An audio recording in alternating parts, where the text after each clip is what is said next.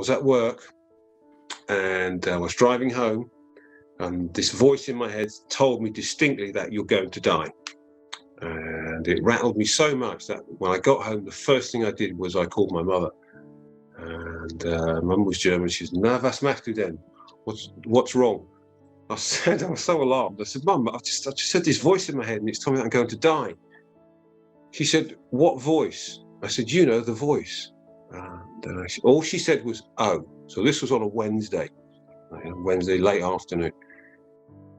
Fast forward to Sunday night, in actual fact, in this very room that I'm sitting in, I'd finished playing the guitar. I had a cat at the time of 20 years old. He was called Mr. B.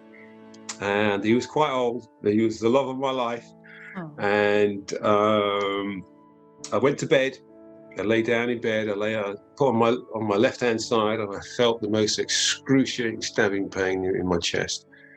Now, even though I was a smoker and a drinker, I was very fit. And so I got out of bed and I pulled some press-ups down by the side of the bed, and that must have opened up the artery to the heart. And I thought it was chest pain because I'd started a new regime of exercises. Got back to bed, turned on me right, nope. Turned on me back, nope. Turned on my left. By this time, my heart had stopped.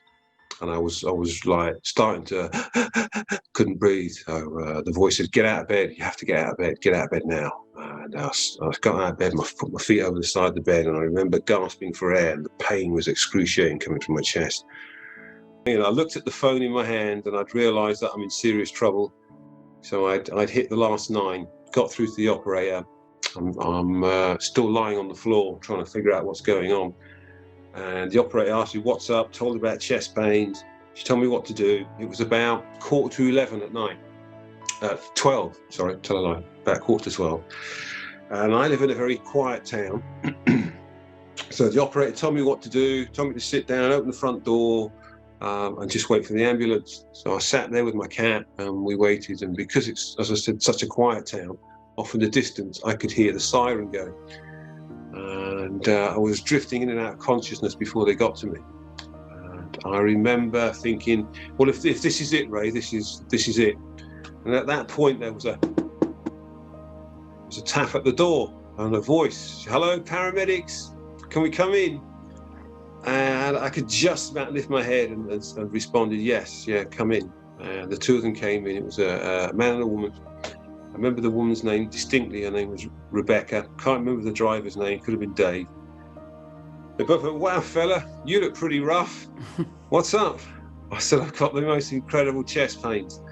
So they opened everything up, put probes on me, and then decided that, well, we've got to walk you to the ambulance. So they walked me out of my house. And from being a really fit guy to hardly being able to walk was one of the biggest shocks. They walked me into the back of the ambulance, really puffing and panting, and they put me down on the bed in the back of the ambulance, and I couldn't breathe at this point. The heart was just not playing. It didn't matter what they put into me, Louis said, the heart was not going to play. And so the heart kept stopping. I couldn't breathe. The oxygen blood levels, I remember them saying, "You have to breathe, Ray, because you're down to 26% oxygen levels. It's you're in a serious place." And I remember Rebecca turning her back to me. And as she turned her back, I heard this voice say, "If ever there was a time to check out, now's the time to check out." And I put this chin onto my right shoulder, and the next thing, I was on the other side. I'm a little tiny soul, who's completely naked, sexless soul, maybe about 4.5, 5 foot high, silver in colour. I knew that I was on the other side. Don't ask me how, but I instinctively knew. And the first thing I felt was the grass under my feet. And the grass felt like the softest cat fur I had ever experienced. The grass was alive. I felt it poke through my toes. And I remember looking down at my toes and kind of just squiggling them just to feel how smooth the grass was, the fur grass, should I say. And as I'm doing this, I'm met by the wind, and it came from the right-hand side, and it went through me. It was the warmest, most peaceful but powerful thing that I had experienced at that point. And it literally said, "Wait here." And off in the distance was 2 men and 3 women. The 3 women were all dressed in white, with the head scarf, veils on, and the 2 men had white togas on. One man had a brown tan book, I'll never forget him. And it seemed to me that the people who held the power here on the other side was the women. That's the first thing that struck me. And that was when I felt at my safest. I felt comfortable where I was. So I'm standing up, I'm looking at these 5 beings off not too far away from me. And the first lady has turned and looked at me, and she gave me the most amazing smile. She turned back and said to the second lady, I couldn't really hear, but she leant past and looked at, and so did the third lady. The 2 men hadn't even looked at me at this point, but somehow I'd found the ability to move. But before I did, I was being a bit curious. I remember saying to myself, I wonder where I go to get my wings. So I didn't know anything more than that. But the next thing I know, I've drifted up and I floated over to the old guy who looked like Santa Claus. And I heard one of the women say to him, Raymond's here. And I'm now at shoulder level to him, and I'm looking at this book that he's got in his hand. And all he said was, he shouldn't be here. And he did that, just with a wave of his hand. And with the wave of his hand, I woke up in the back of the ambulance. And I swear I thought I'd fallen asleep. And I've looked up, and there's Rebecca, the paramedic, looking at me like really stunned. And she went, Ray, are you okay? Yeah, I am. I felt really guilty because I knew I shouldn't have checked out. And I said, I'm fine. If you let me get up, I'll go back in. She went, no, Ray. She said, you're still in the back of the ambulance. She said, you died. And she leant over to me. She flicked the clock. She said, you died at exactly 12 o'clock. She said, your eyes were in the back of your head. She said, well, we've just defibrillated you back to life. And I'm propped up. I'm looking up at her and I'm thinking, she's wrong. She's got the wrong end of this. So I'll go along with it. I'll go along with the story. I can't defend myself. I can only believe what she has told me. So we take off in the back of the ambulance. The hospital was literally 10 minutes away from my home, and I remember the ambulance pull up outside A&E. I could hear the beeping going on as it reversed back. The doors burst open. I got bounced out the back. I distinctly remember that, and I remember being wheeled through the corridors. And I remember looking at the fluorescent lights flicking over my head and still kind of trying to get a grip of things and kind of saying, well, I don't know what's gone wrong here, Ray, but something really traumatic has happened to you. Get into the ICU unit, and the place is obviously waiting for me. And then it started. It went from heavenly to, and when I say heavenly, when I was on the other side, there's a scent to heaven, and it's the scent of the most beautiful roses that you could imagine. That is the smell of the wind. So I went from this deep joy to being in the ICU unit where everything was really cold. I was already losing body heat because I was constantly dying. And then I remember having my clothes cut off me. I remember being injected. And then the next thing I remember was an immense amount of pain as they defibrillated me back to life. This went on probably about the 3rd death.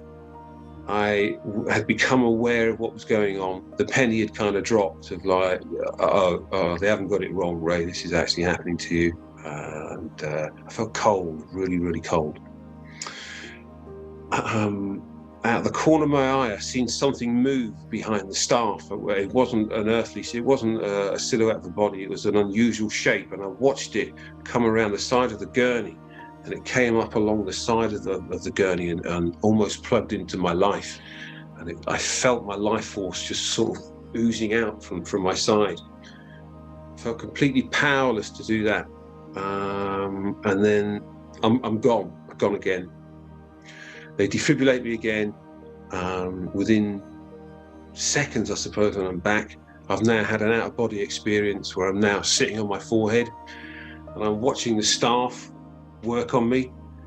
I knew that, again, that I may not make this because of how quickly my body was losing temperature. I could feel under the balls of my feet where I was sitting on my forehead of how cold and clammy my body was. And I found myself in a place called the Grey.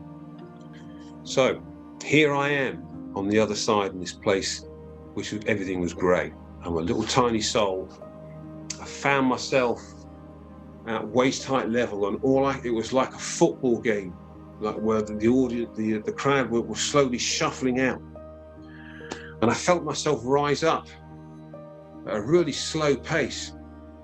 And I've seen over the heads of the crowd, there was hundreds of people all shuffling in one direction.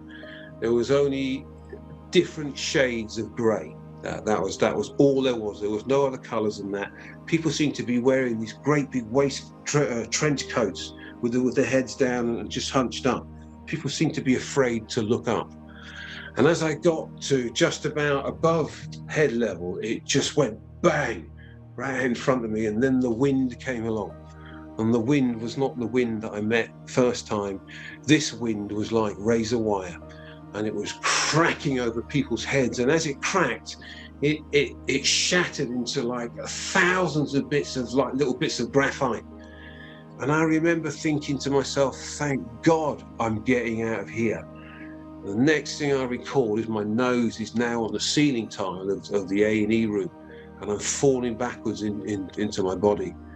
I've crashed into my body with such a force that when they defibrillated me, I came up like one of those Hammer House horror movies. I was flat, but I came up at a complete 90-degree angle. And I remember the crash team recoiling back and gasping, and I pointed my finger at them. And I remember swearing and telling them that I really needed that, and I crashed back. And so they wheeled me back onto the ICU unit. It was now 2 o'clock in the morning, and they put morphine into me and all sorts of drugs they put into me. So they told me later, and I slept until about 8 o'clock the next morning. And my ribs had been cracked, my teeth had been cracked. I was in an awful lot of pain. I'm a great believer in karma. I believe that everything that happened to me, pain, loss of connection with families, and was all had its karmic value. But I honestly believe now that I paid my dues, keep being the man that I am, and treat others the way that I'd like to be treated myself, really. So it's had a profound effect on me, an absolutely profound effect. I often say, when you have those quiet moments and you can sit on your own and ask yourself, how have I been treating others? And if you can come back with that answer of, yeah, I'm okay, well, then you're going to be all right. But if you were like I wasn't a nice guy, deserved what happened to me, glad it happened to me, because otherwise I wouldn't have been pinballed into the direction that I'm on now. So I'm eternally grateful for the pain, for the joy of coming back here, for the animals, sitting here talking to you. First off, thanks for watching. Secondly, never give up hope. That's probably, no matter how bad things seem, there's always somebody you can talk to. So, don't give up. Don't be nasty. Just be who you are. Be nice. Treat people how you want to be treated. And then, you probably won't go to the grey. But just kind of remember, and I always often remember, is that death is the driver of life. It drives everything. We've seen it with COVID. How people have just freaked out about it. Work-wise, things went ballistic. Because there is that fear of death. It's and how it's put upon us. So I come from a different approach to most people who have had an NDE experience of my degree of complexity, shall we say. I've put it to help others.